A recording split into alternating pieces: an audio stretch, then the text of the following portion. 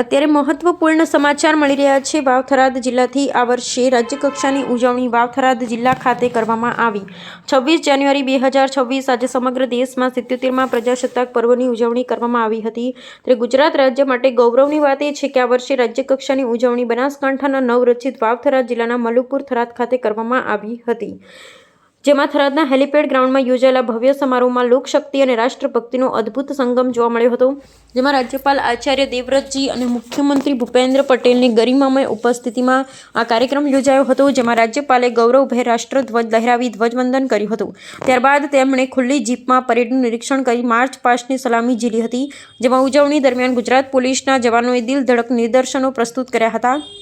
ખાસ કરી મહિલા પોલીસ તિરંગા રંગના પોશાકમાં સજ્જ થઈ અદ્ભુત કરતબો રજૂ કર્યા અને બાઇક સ્ટન્ટ્સ પોલીસ દળના જવાનો દ્વારા દિલ ધડક બાઇક રાઇડિંગ અને બેલેન્સિંગના પ્રયોગોએ લોકોના દિલ જીતી લીધા, જેમાં સરહદનો સાદ નૂતન વાવ થરાદ થીમ પર કલાકારોએ ગુજરાતની અસ્મિતા અને વિકાસની ઝાંખી રજૂ કરી હતી।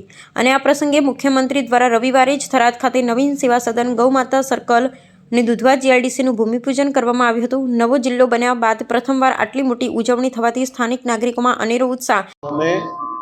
પ્રજાસત્તાક દિનની ખૂબ ખૂબ શુભકામનાઓ પાઠવું છું।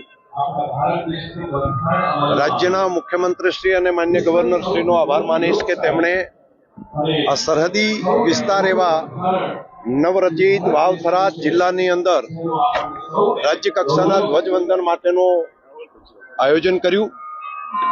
આ કાર્યક્રમ એ રાષ્ટ્રીય પર્વ પ્રજાનો પર્વ બની ગયો અને છેલ્લા એક વીકથી લાખોની સંખ્યામાં પ્રજાજનો અલગ અલગ કામોમાં જોડાયા। ગામોગામ સફાઈનું કામ, મંદિરોમાં આરતી હોય, ઘર ઘર ઉપર તિરંગો લહેરાવવાનો હોય કે પોતાના મકાનો ઉપર રોશનીથી ઝળહળતું કરવાનું હોય, તમામ બાબતોની અંદર પ્રજાજનોએ સાથે મળીને ખૂબ ભાગ લીધો અને વિશેષ કરીને રાજ્ય સરકાર માન્ય મુખ્યમંત્રીશ્રીએ અહીંયા કરોડો રૂપિયાનું નવા વિકાસના કામો માટેની ભેટ આપી। તેના માટે પણ માન્ય મુખ્યમંત્રીશ્રી રાજ્ય સરકારનો આભાર। દેશના પ્રધાનમંત્રી મોદી સાહેબે 2047ની અંદર ભારત વિકસિત બને તેનો જે સંકલ્પ લીધો છે એ આ સરહદી વિસ્તારના પ્રજાજનોએ પોતાનો સંકલ્પ બનાવ્યો છે કે માત્ર પોતાના માટે નહીં, દેશ માટે જીવીએ।